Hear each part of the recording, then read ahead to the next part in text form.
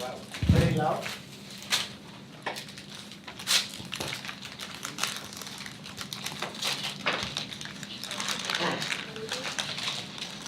We're good? We're good. Siguiente profesor, I ask him to be. Professor Alcalde is coming, right? Ready to get it? Yes. Or I can go. Oh, Hassan.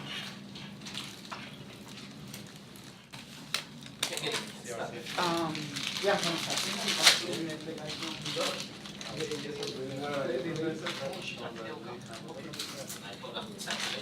Okay.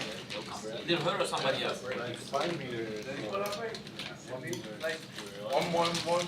So before we start, please everyone open the chips. Those are those. I think density will be the same them all these. And now Hussein is the guard at the doorman. So everyone comes in with a bag of chips. You tell them open them up. Okay. Okay. Now let's go ahead and get started. Today we have Sachindra Dahal.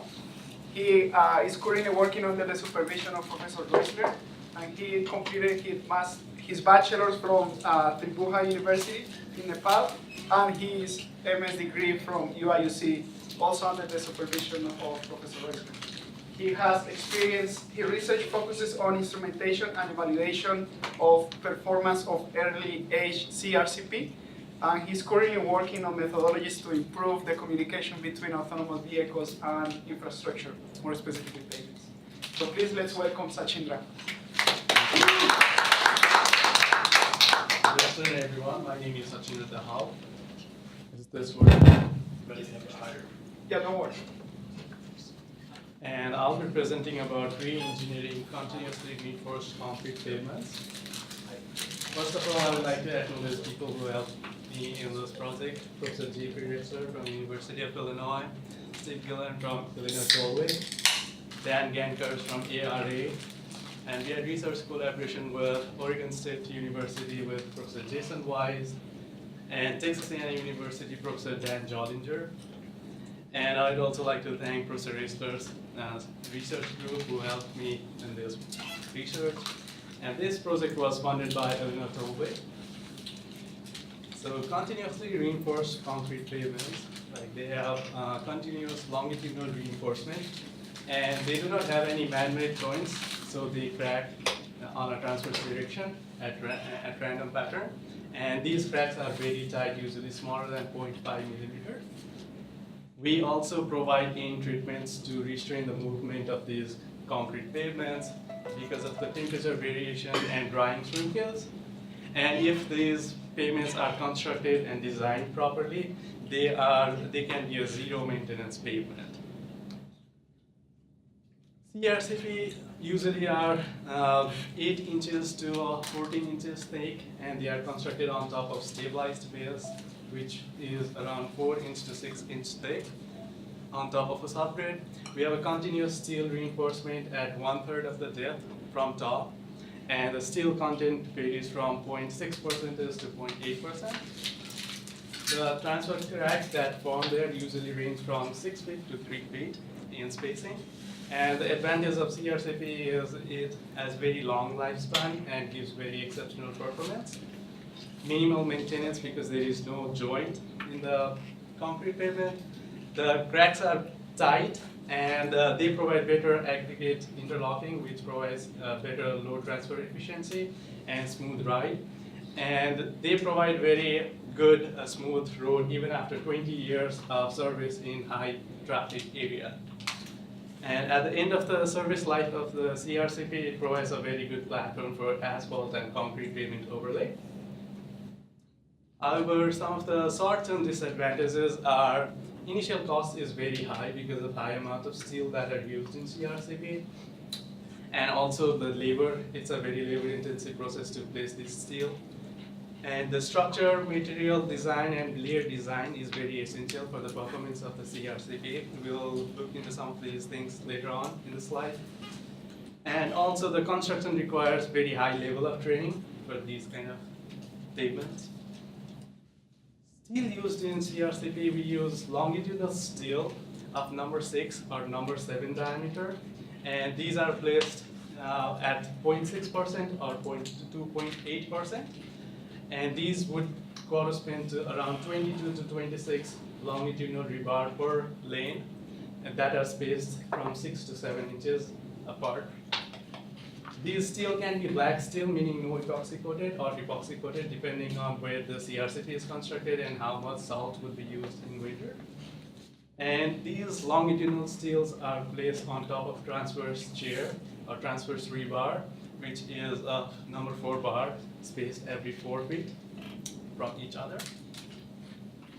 Performance of CRCP depends on crack spacing, which is the spacing between 2 consecutive cracks, and crack width, which means how wide a crack is, the opening of the crack, and also depends on the foundation layer, the durability of foundation layers, and MEPDC failure criteria for CRCP is punch out. 10 punch out per mile or more would fail the CRCP, or IRI more than 172 inch per mile would fail the CRCP. So why do we still need to, because it has a very good performance, why do we still need to do research in CRCP is there is a complex interaction between concrete material, steel, the base friction that results in a transverse crack that occur randomly. And so we would want higher predictability of these cracks. And also crack width is very essential because the wider crack width would allow debris and chemical to percolate inside the CRCP, and which would reduce the CRCP life, as well as the reduction of the cost, which is very high because of the steel placement. So we would like to reduce the cost, reduce the amount of steel used, eventually reducing the cost without any compromising any performance of the CRCP.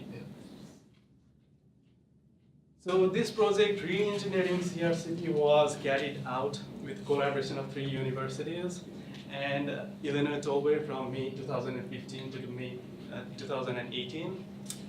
At the University of Illinois, we did 2 things.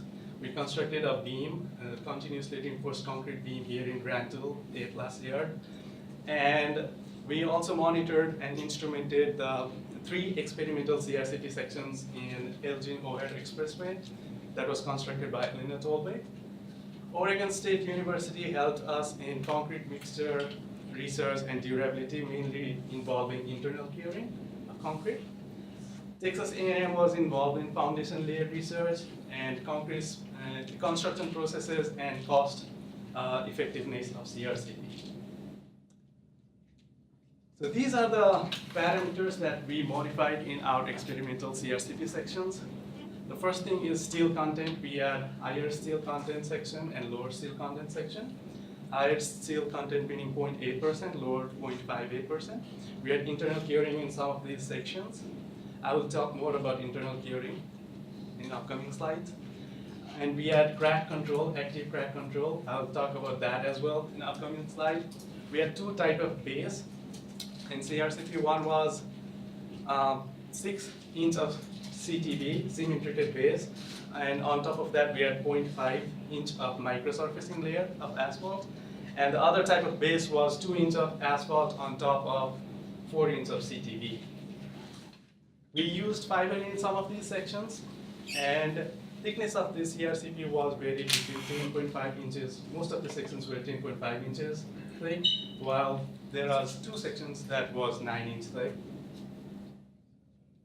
And in this presentation, I'll mostly focus on steel content, internal curing, and crack control method that we applied in CRCP. So internal curing application, it is done by replacing a portion of fine aggregate with pre-weighted fine lightweight aggregates. These aggregates have small pores that are filled with water, and when concrete starts to hydrate, they start to release the water internally, so internally curing the concrete as it hydrates. The internal curing reduces concrete shrinkage.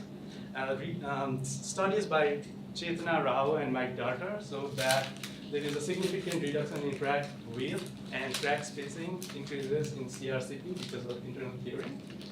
And also, Professor Reisler and Armin did some research here at UFI, it showed that reduction in moisture curling is obtained because of internal curing. For this project, we use 37% replacement of fine aggregate using fine lightweight aggregate to provide internal curing. Active crack control is another thing that we tried.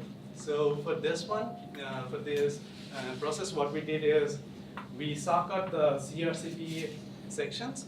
So we saw cut around 2 feet long crack and notch from the edge of the CRCP pavement, and these notches are 2 feet long and 2 inch deep in the CRCP section, and they are placed every 4 feet from each other. We tried notching only the terminal joints of CRCP in some sections, while in another section we notched throughout. So every 4 feet we had a notch like this to provide active crack control. For the beams here in Grand Tool, what we did is we did a full width notching, not just partial width, but full width. It was also 2 inch deep and was done 6 hours after casting. And it was done every 6 feet for 60 feet from the end, so we had 10 notches at every end of the beams here. So going into detail about the beam here in Grand Tool, we have two 500 feet long beams. Each beam is divided into 4 sections of equal length. The main difference is one is higher steel content of 0.8%, the other one is 0.58% steel content. Half of the section is internally cured and the half section is not internally cured. All the ends are active cracked, so we have saw cut on all the ends of the beam. And the lower steel content at the end also has fiber in it. So this is what the beam here in Grand Tool looks like. We used some of the findings from this beam to construct the CRCP in Elgin Wire Expressway. We had a total of 3 sections, section 1, section 2, and section 3. Section 1 was constructed in August of 2016 and it was 2,000 feet long. Section 2 was constructed 20 days before section 1 and was around 1,000 feet long. Section 3 was, however, constructed in April 2017 and was 1,000 feet long. So going into detail about these sections. So the first section, section 1, was totally internally cured section. It is the longest section of all the CRCP test sections. And it has total 5 subsections which vary in different parameters. The main thing is all of these sections are internally cured. And we have both high steel content and low steel content in this section. We provide active cracking on the terminal joints only. We don't have it throughout in these. And one of the sections has fiber in it, to see the effect of fiber. And the section is 10.5 inch in thickness throughout. The next section is section 2, which does not have any internal curing, and it does not have any active cracking because it's a control section. It's divided into 2 different sections, and it has both high steel content and low steel content. We use one type of base, the 2-inch asphalt on top of 4 inch of CTB. But this one, we don't have any fiber in this, and this is also 10.5 inch thickness. The third section, which was constructed in April 2017, is also completely internally cured, and we applied active cracking throughout the length of the section. It also has a high steel section, low steel section. It has a section with a fiber. It has 2 base types, which is slightly different than the used on the other 2 sections. And another thing is this section is 1.5 inches lower. The depth of this section, or thickness, is 1.5 inch lower. So this is just 9 inch thick instead of 10.5 inch thick compared to the other sections. So crack responses was, with respect to cracking, what we measured is we measured crack spacing and crack width over time. We measured crack spacing using a distance measuring wheel. We measured the distance of each crack from the end of the section and measured the crack spacing of all the cracks. We also used a crack comparator to measure the width of the crack on top of the CRCP section. Now the thing with the width is, width depends on the temperature of the pavement, and it is slightly more subjective than the crack spacing. Because it depends on, one thing, it depends on temperature. The second thing, it depends on the judgment of human eye. whether it's 0.15 or 1.1 millimeter, which are very small. So early age CRCP crack response greatly influences the long-term performance of CRCP sections. And ideally, we want a crack pattern that is uniformly distributed, has crack spacing of 4 to 6 feet, has a tighter crack width of 0.2 millimeters or smaller. And we don't want any bifurcation or undesirable type of crack, such as a crack dividing into many cracks, or cracks that are closely spaced to each other. These could potentially lead into failures such as punch out in future if we have more number of undesirable cracks.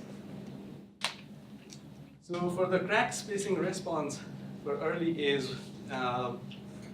so we have 3 different sections constructed at different times. So for the first thing, what I do is 300 to 400 days, which would correspond to around 1 year performance of these sections, and 650 to 660, around 2 year performance of these sections. So what we find is section 1, which is completely internally cured section, what we find is there is a less percentage of crack that are closely spaced or smaller than 3 feet in crack space, average crack spacing. While in section 2, what we find is the distribution is skewed towards left, meaning there is higher percentage of cracks that are smaller than 3 feet in spacing. And section 3, where we had internal curing and active cracking, what we find is only 8% of the crack is smaller than 3 feet in spacing. So this was the effect of active cracking. And this is somewhat similar. This is similar to the result that was obtained in Belgium, in CRCP in Belgium, where they also found that effectiveness of active cracking in reducing the number of cluster cracking, basically the cracks that are closely spaced. So when we see crack spacing development over time, what we find is average crack spacing decreases over time because new cracks start forming and decrease the average of these crack spacing. For the section without any active crack control, what we see is up to 100 days, the crack spacing decreases rapidly and then it stabilizes after 100 days.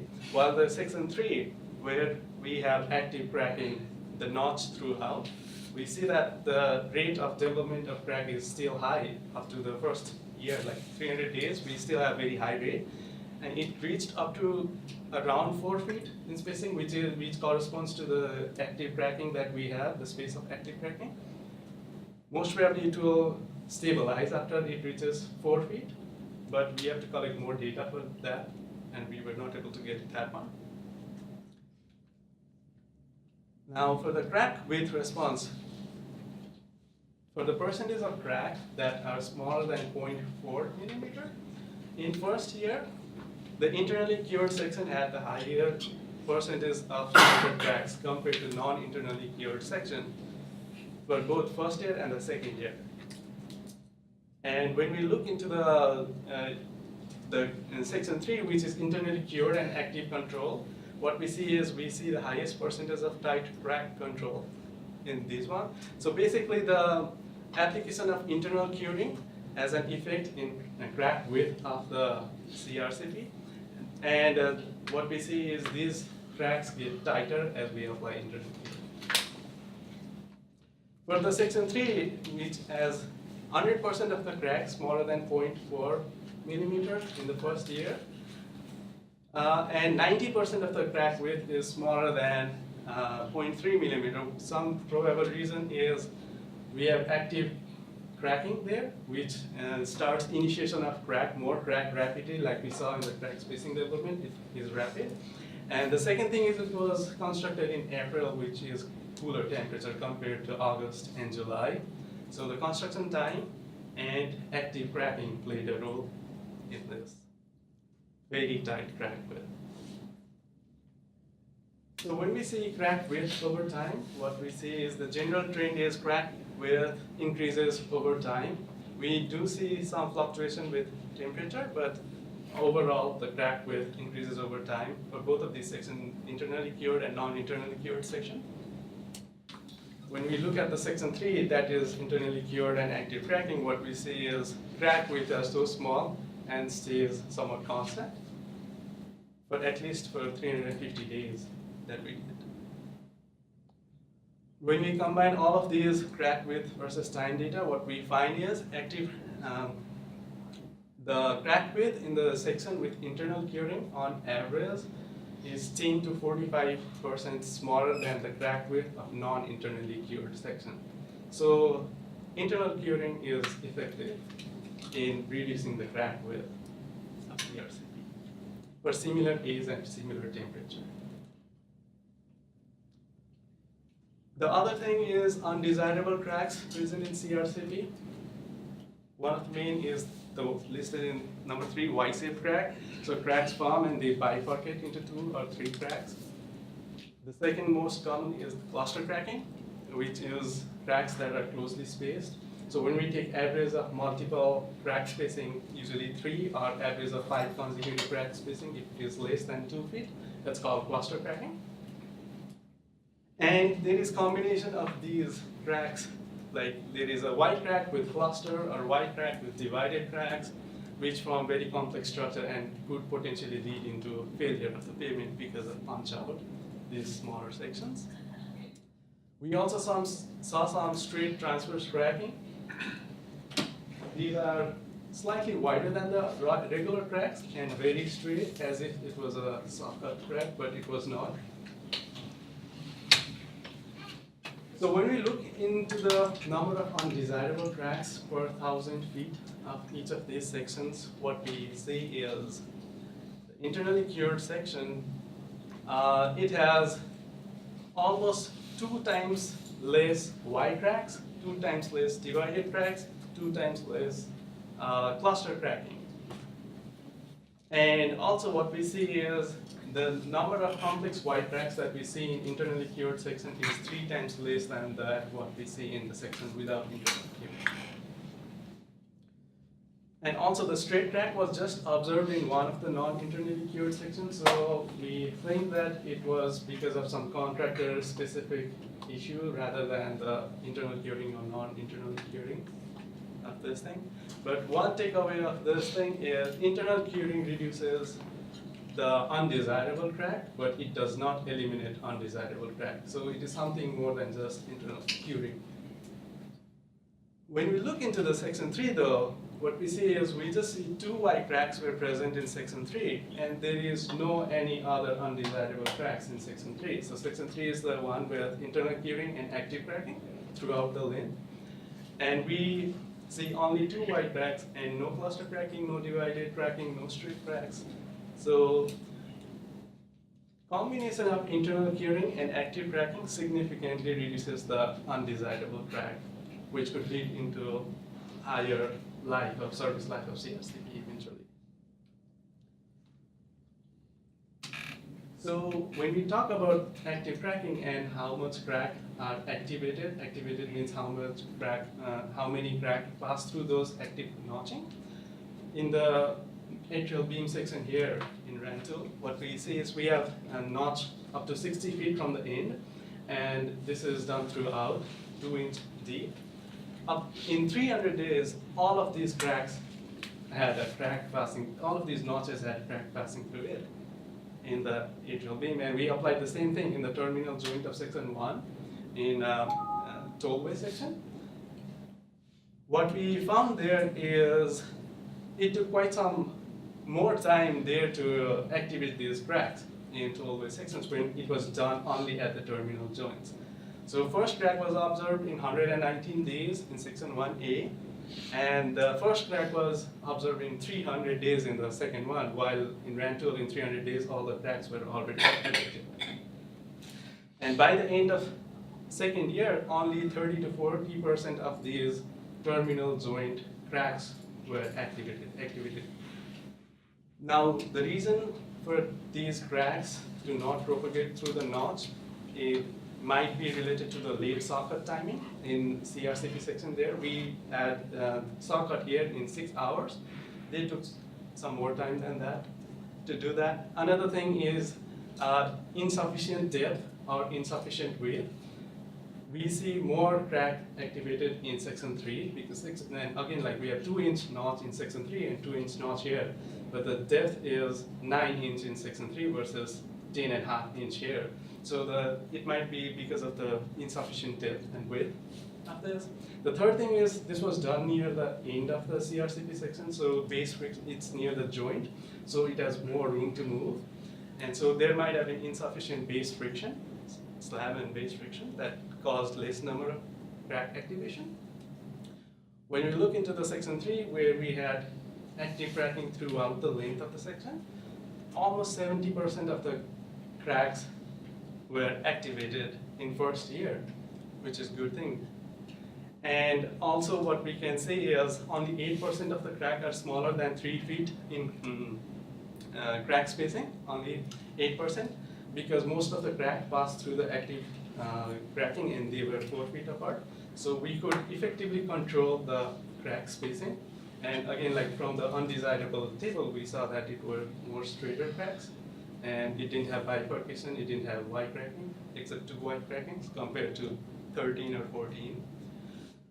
So some of the observations that we made from these sections regarding internal curing and non-internal curing with respect to crack width for similar age and temperature.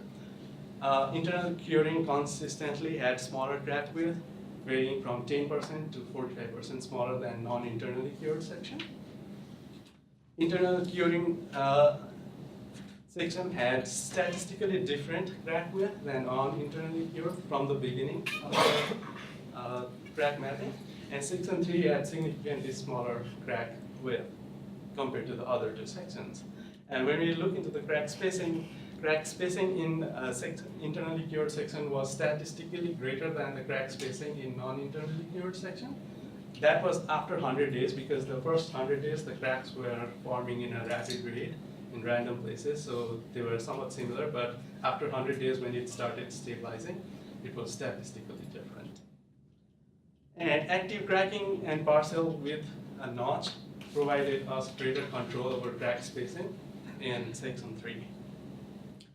When we talk about the high steel and low steel observation, what we found in section 1 and section 2 is higher steel content lowers crack spacing and makes the crack tighter as expected. That was the same observation here in atrial beams. And another interesting observation is the section with fiber had on average the tightest crack in CRCP sections. And also in atrial, what we found is inclusion of microfibers and slightly reduced the crack width. And another observation is low steel content with fiber produced comparable crack width as high steel content. So we could effectively lower some steel content and add fiber to get similar crack width. For the steel design, bar size and content, so there is this compromise whether we want to use lower steel content and have wider crack loss of load transfer efficiency, or use more steel and expensive, make it expensive.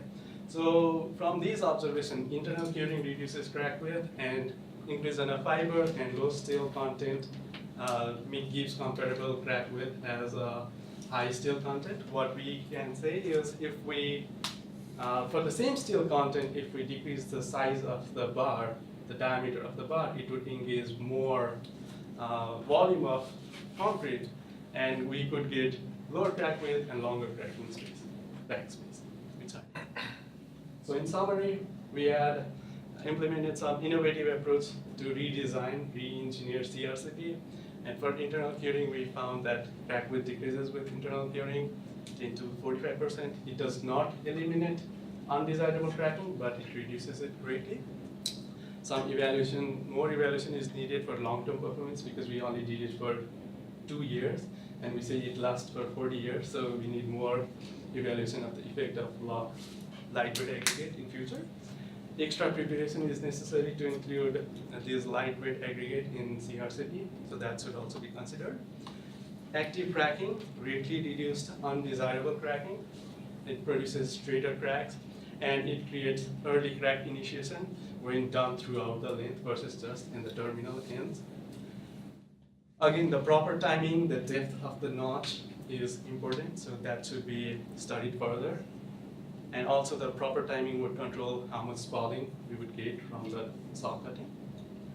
And for the steel design, smaller bar content for similar percentage of steel could provide longer spacing, tighter cracks, and inclusion of fiber with lower steel content still gives somewhat comparable crack. And with that, that's it. Thank you so much.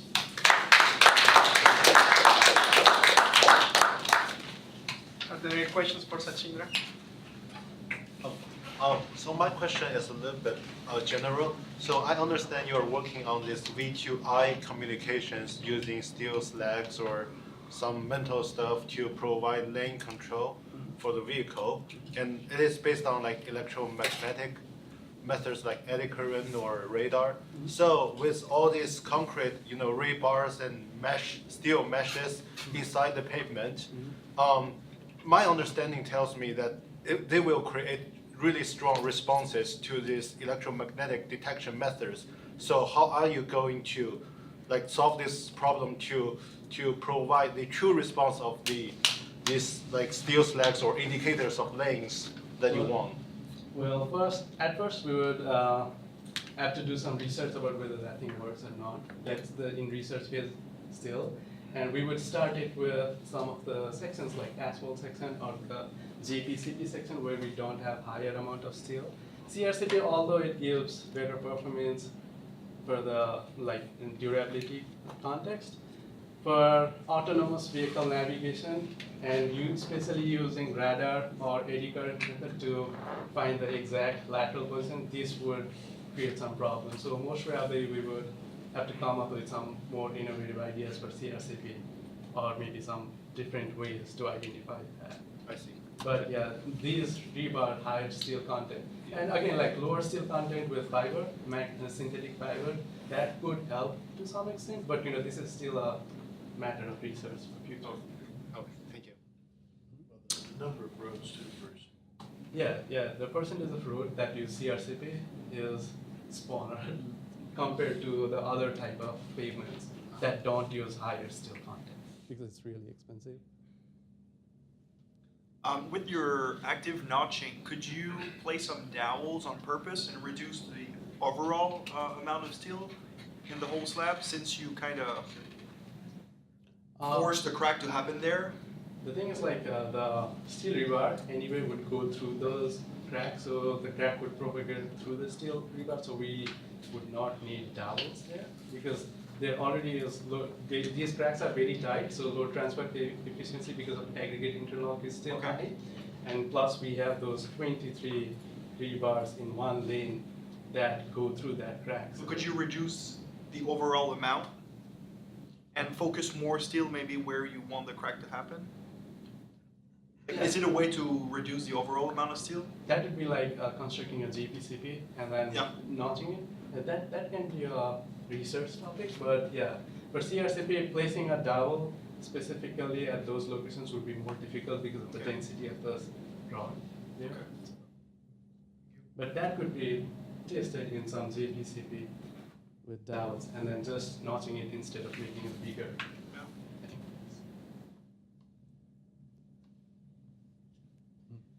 You said that the base of section 3 is different than that of section 2. What was it? I didn't hear you. Yes, so section 1 and 2, we had 6-inch CTV with microsurfacing, and also we had 2-inch warm mix asphalt underneath over 4-inch CTV.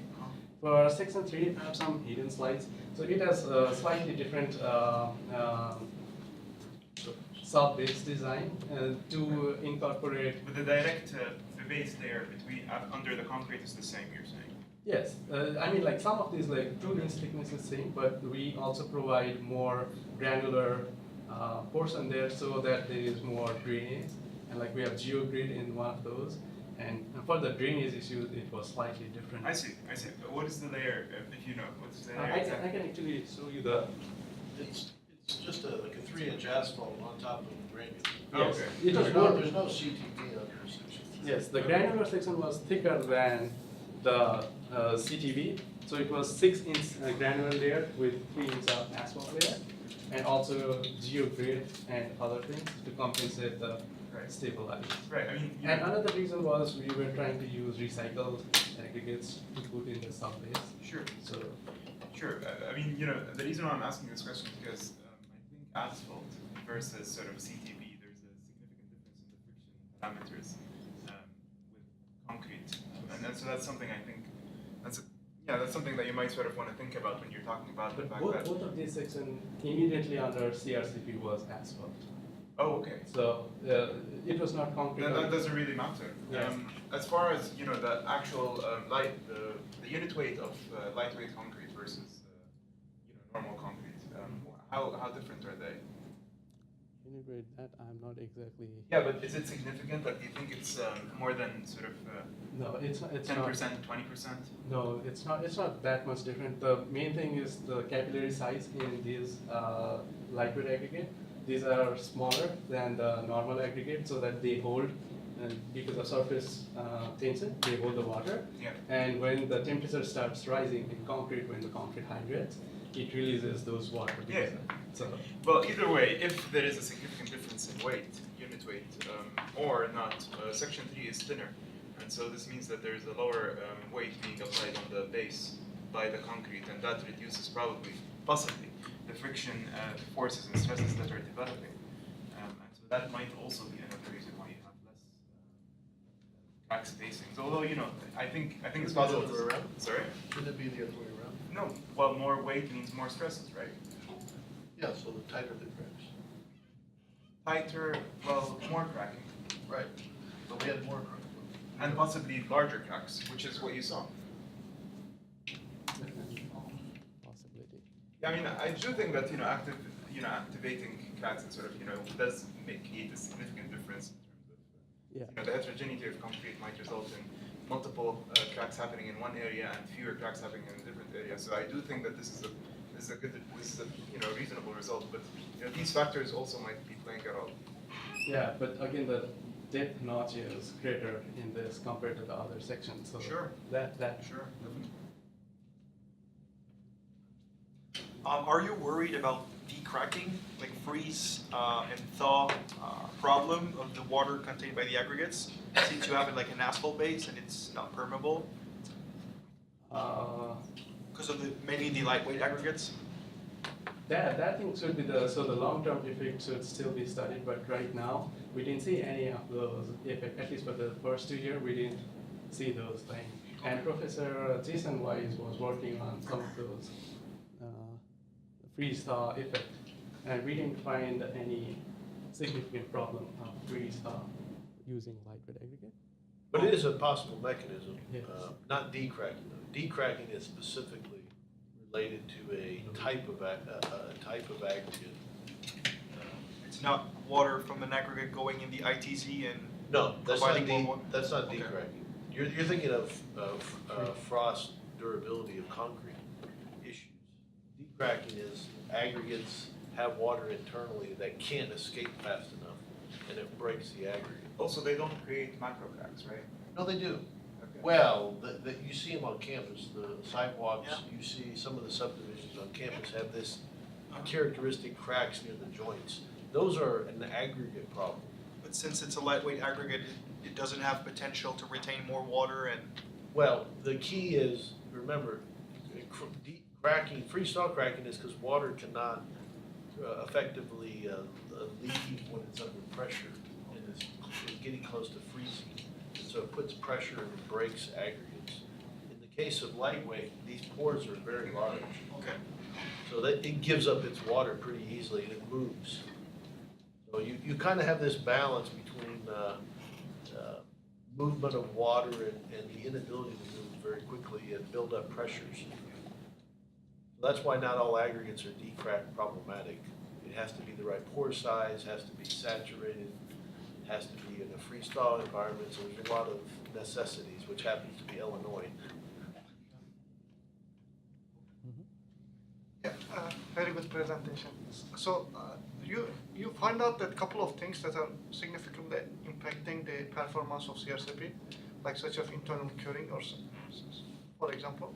So how open the tollway to implement those, suggestions or recommendation on their payment design guideline? Like, are they gonna do that, or like, can you elaborate on this, like post research? We did this study to actually they were planning to make many CRCP sections in future from 2020 to 2026. That's why we actually did this thing to specifically reduce the initial cost. And we have a report pending with Tollway. They're reviewing that report, and one of the reasons was to change some of their guidelines, or to change some of their specification using some of these things. Because if you could compensate the price of the extra price of incorporating in lightweight aggregate by increasing the life of CRCP, that would be helpful for them. So, or maybe we can even reduce the thickness of CRCP and still get the same performance by using lightweight aggregate. Yeah, this was done basically for them to evaluate the effect of lightweight aggregate and eventually implementing in their CRCP design. I'm not sure it's gonna be used. Yeah, whether they'll use or not, it depends on them. More on them than us. Yeah. Yeah, so, I mean, if you've driven the central tri-state, if you're driving to O'Hare from Champaign, right? Eventually you go to the central tri-state, it's about 22 miles of tollway. That's all gonna be reconstructed starting in 2020 or 2021. But, what's the best solution? Depends on many factors, right? Timeline, service life, how much disruption to traffic, how much in-place recycling you want to do, grade changes, right? There's a lot of things that go into a decision. So applying lightweight aggregate and CRCP as the only solution in the end may not necessarily be the best solution. Unfortunately, yeah, I mean, I think there's a lot of reasons why it would be a good idea, right? One of the big things is maintenance. You want very little maintenance, very smooth road. Who's doing in theory, right, you use less fuel if you have concrete, is that right? Some please. Yeah, Yeah, but that's Not his study. Other studies. There any more questions? Okay, thanks, Jack.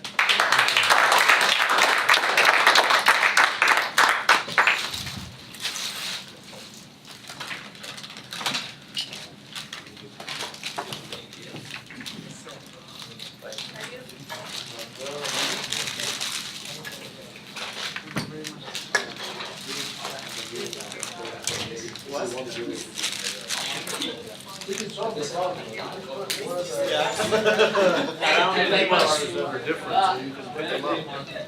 Like the rebar as the indicator of the lane. But you would have to do the same type of How are you doing? rebar. It's like a weekend.